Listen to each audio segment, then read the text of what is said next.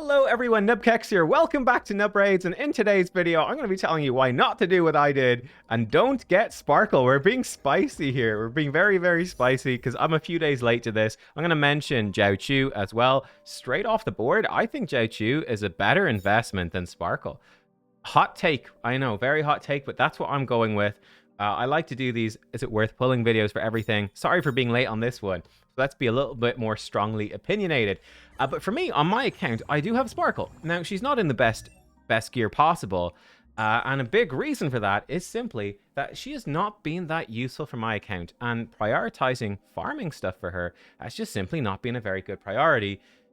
And we're going to cover why in this video. We'll talk about her first, then we'll talk about Jiaoqiu. So, first of all, let's look at the banner history. And let's actually move me over here so you guys can see the names and it's easier for you to track it. Problem number one with Sparkle. She is a hyper carry support. She does buff your whole team's damage with her talent and with her ultimate, and that's fine.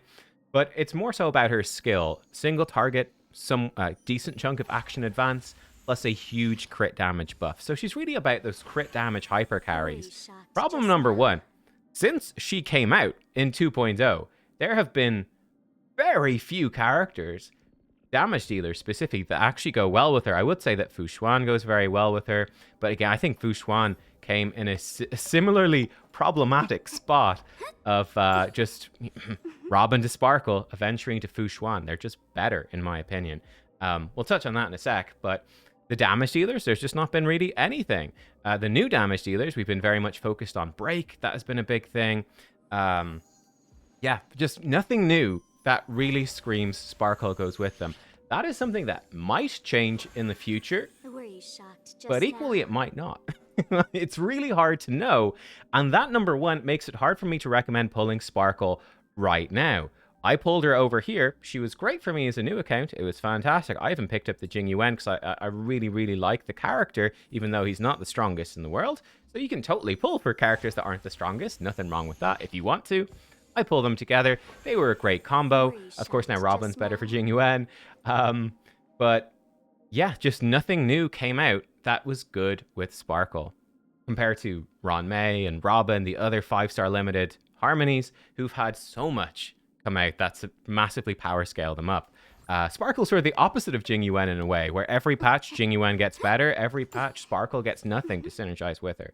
I'd say probably Argenti was the big one that goes best with Sparkle, and like nobody pulled for Argenti.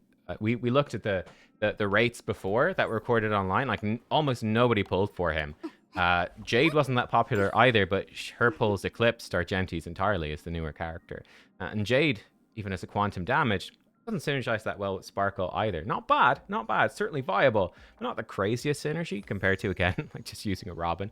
Now, the other big problem with Sparkle, I think, is, well, we sort of touched on half of it there. The lack of hyper carry damage dealers, new ones coming out into the game. The best characters for Sparkle, and this might change actually, they haven't been back for ages. It's a Zila with the Mono Quantum, really strong. And then Imbibe de Lune is the most obvious one. Again, very skill point hungry, really benefits from all of her buffs. And her being slightly skill point positive. She's not particularly more skill point positive than, let's say, Ron May. They're pretty... In fact, Ron May might even be slightly better if you've got a 4-turn ult with Sparkle. With a 3-turn ult, I think she's the same as Ron May in terms of skill point efficiency. Same as Ting Yun as well, all of that, which is good, but not absolutely insane compared to, let's say, Aventurine, for instance, who's super skill point friendly usually. But yeah, Zila, Imbibe de Lune, they haven't rerun for ages, not since she came out. Now, that's something that I think is quite likely to change. You're quite likely to see Zila and Imbibe de Lune reruns, probably at some point in the near future. So, hey, then you can pick up a character that synergizes really, really well with Sparkle, but at the same time, I don't really feel like they are that high priority to pull. They're both viable, they're both decent, but, you know, are they as strong as the newer characters? I would say no. And are they going to be as strong as the new characters that will be released in the next few months? Again, I would say no. So these are much more luxury pulls if you really like the character or if it fits a niche for your account very much, but they're certainly not high priority ones. So yeah, Sparkle's in that rough spot where she doesn't synergize with the newer characters. The older characters that she's best for have also been at least somewhat slightly power crept by the newer ones. Were you They're viable, shocked but just they're not the now? best of the best anymore. He's in a bit of a rough spot. I do think, again, for me, having Sparkle, also having Robin, having Ron May, there is no question for me that both Robin and Ron May are significantly more useful than Sparkle. These are MVPs in every single game mode. Every single one. They are insanely strong. Ron May has, I think, a ton of future-proof potential with break teams. I wouldn't be surprised, by the way, if we saw like a Bronya Sparkle break efficiency type character. So, you know, like a Bronya that buffs break. I could totally see that coming in. Hyper carry break support, which would be competition with Ron May, but she remains super useful. And again, MVP in teams who are using multiple DPS, so strong. Again, Robin, because she synergizes so well with follow-up, is again just a crazy MVP. We might see other harmonies in the future that compete, but right now it's just insanely strong. Sparkle, she's more general, I would say. She doesn't have the same niche that these two characters have, and they just blow her away. I've used them so much more than Sparkle. It's a bit of a bummer. And this is something I would say too. This is the Robin problem. Robin is probably her most direct competition. Probably the most direct. I mentioned, for instance, Jing Yuan, who I pulled and was one of my favorite characters. When Sparkle came out, Sparkle was his best support. But now, now Robin's better.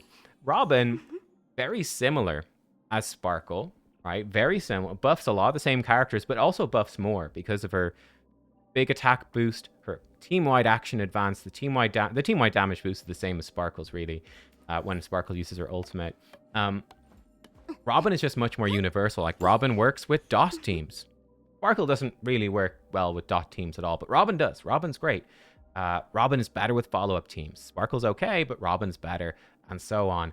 Robin is just better, and look, it's been, what, Sparkle is back now. We had 7 patches before her. Robin has been 7 banners. It's been now 5 banners since Robin. In my opinion, you are far better off skipping Sparkle and saving your pulls for a Robin rerun. I think that will be way more beneficial for your account. And again, I would be going in with 160 pulls saved up for Robin just to make sure. Aventurine also, again, it's not been rerun in ages. Same thing with Acheron. Bang, right there. Right there. If you don't have those 3 characters, like, you kind of want some of them. Aventurine and Robin in particular is an obnoxiously strong combo. I cannot... For me as a newer player now, I've been playing for about half a year, but I cannot speak highly enough of my Robin, my Aventurine. They are absolutely insane. Now, if you are a big spender, if you're a whale, now things might be a bit different, because then Sparkle comes back into it. Because if you have E2 Imbibed Lune, or the big one, if you have E2 Acheron, then boom, Sparkle's value explodes. Yeah, so... That depends. If you're a whale, then go for it. And if you're a whale, like, why do you care? You know, you just buy the things. It's fine. It's not that big of a deal for you.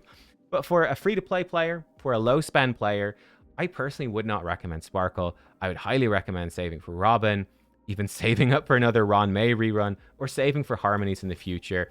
I would recommend coming back and picking up Sparkle if they release new hyper carries. Right? A bird in the hand, worth 2 in the bush, right? There might be new hyper carries that synergize insanely well with Sparkle in the future, but there also might not be, right? I would wait until you know for sure. And then when that new crazy hyper carry comes out, grab them, and then get Sparkle on another rerun. And yeah, you'll have to wait for a while, but the alternative is you end up in the same position I was in, where I picked up Sparkle, and then went, oh, well, none of these new characters are synergizing. She's just not great. I'm pulling better stuff. I do use her sometimes, but not much. Not much at all. She doesn't get much of a look in. So, yeah. Now, Jiaoqiu. I am more positive about Jiaoqiu than I think most people seem to be, actually. I think Jiaoqiu is actually fairly decent. Again, if you are an Acheron player, their banner is absolutely terrible. These are rubbish units, by the way. Gweniphen's good, but Jiaoqiu is like better Gweniphen, really. I think Jiaoqiu is pretty underrated. Again, I don't think he's top tier. I don't think, again, that he's as good as Ron May or Robin, but I think he's probably generally more useful than Sparkle is. Yeah, I would say so. I think Jiaoqiu is going to be a really good support if you like characters with big ultimates, and people seem to do. I'm not insanely crazy about the big ultimate characters. For me, I like the follow-up and the dot play styles, the more like consistent damage. For me, that's more fun. But a lot of people prefer Acheron style or Firefly style, which is just massive, big, chunky hits. Now, Jiaoqiu doesn't really go well with Firefly, but he goes extremely well with Acheron. He's Acheron's best teammate.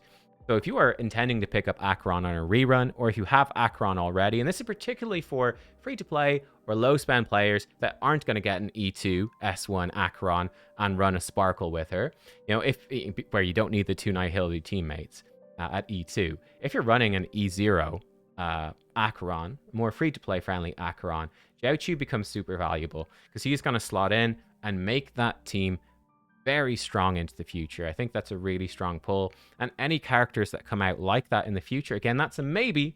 And maybes aren't only worth so much. But any characters that have very, very strong ultimates in the future are very ult damage focused. Jiaoqiu is going to be really strong with them. So yeah, I think he's decent. For me, I'm not going to pull him because I'm not an Acheron player. I'm not big on Acheron. I just find her kind of boring, honestly. So for me, if I'm not pulling Acheron, I'm not going to pull Jiaoqiu. Again, it could be a thing where this could change in the future, right? If I end up picking up characters in the meantime, before his rerun, that synergize very well with him, there's always the option to pick him up on a rerun. But for me, for now, I'm going, not too keen on this. For me personally, I am, on my account, building very much around follow-up. I've got Topaz, Robin, and Aventurine. Even Jing Yuan does follow-up a bit. His gear is now terrible. We've got Yun Li in there with that as well. I'm also building around Break. Gallagher. I've got the crazy trio, the Ron May, Harmony Trailblazer, Gallagher combo. Yeah, I'm building more around those things for me. I could build around Dot a bit. I've got Black Swan. So we'll see with Kafka rerun. Whenever that comes back, that might be worth going for. We'll see. Again, Dot is sort of an abandoned playstyle, but more valuable in my opinion than Hyper Carry because you get Dot pure fictions and they're a pain in the ass, right? They're kind of a pain in the ass. Whereas Hyper Carry is quite general. There's very little that incentivizes Hyper Carry. So that's sort of my thoughts on it. Let me know. What do you guys think? But for me, I do not recommend Sparkle. I think wait until the next rerun and then pick her up then if you need her. Yeah, so I should also say, if you're a day one player, this is the thing. Her value is much higher because a day one player probably has Zila. They might well have Silver Wolf. They might have Jing Yuan. They might have Imbibe Lune. Like people, and Fu Xuan, right? Like people that were wailing out at the start of the game and getting all these characters, Sparkle is way more valuable for them. And I think that really informed the opinion stuff on her at the time. And then obviously nobody predicted that Hyper Carry was effectively going to be abandoned and completely replaced by dual DPS and team-wide harmonies with Break and with follow-up more so with the dual DPS. I'm sort of counting Harmony Trailblazer as another DPS when he's really a harmony as well. But yeah, Break and follow-up have dominated. Hyper Carry's sort of been forgotten. We'll see where things go in the future. But yeah, that's sort of my plan. I am skipping this. I am saving my pulls. Fei Xiao is rumored to be follow-up Acheron, and that's great because I don't like Acheron, so getting another type of version of her would be fantastic, especially with follow-up, which is something I'm building for, and then probably saving for the future. I'm also definitely considering for me whether or not to pick up Ling Sha. Now, I do have, you see, an E6 Gallagher, so I don't know if I need Ling Sha. But maybe I could pick her up. Again, I find that characters with stronger niches, with more unique stuff, like characters that are specifically building into a Break team or specifically building into a follow-up team, that those very team-focused characters, to me, seem to have a lot more longevity than more generic characters do, right? So Aventurine, I think, has a ton of longevity because he's the follow-up guy, right? He is the follow-up preservation.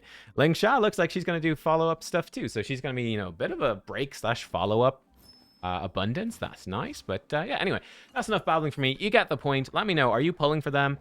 In my opinion, skip Sparkle, save for Robin. That's my thoughts. Thanks for watching, and I'll see you next time. Goodbye.